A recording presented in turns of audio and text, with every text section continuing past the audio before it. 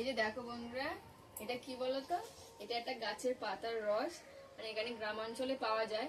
এটা আজকে মেয়ের চুলে মাখাবো, কারণ ওর চুলটা খুব পাতলা, এটা লালচে লালচে মতন হয়ে গেছে। এই রসটা দিলে, এই পাতার রসটা দিলে কিন্তু কালো মতন হয়ে যাবে।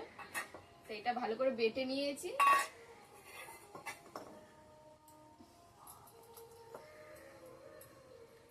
এটা ভালো করে মাখিয়ে শুকাতে হবে।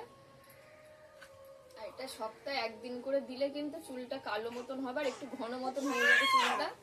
মানে যে বাচ্চাদের চুল পাতলা হয় বা বড়রাও মাখতে পারে।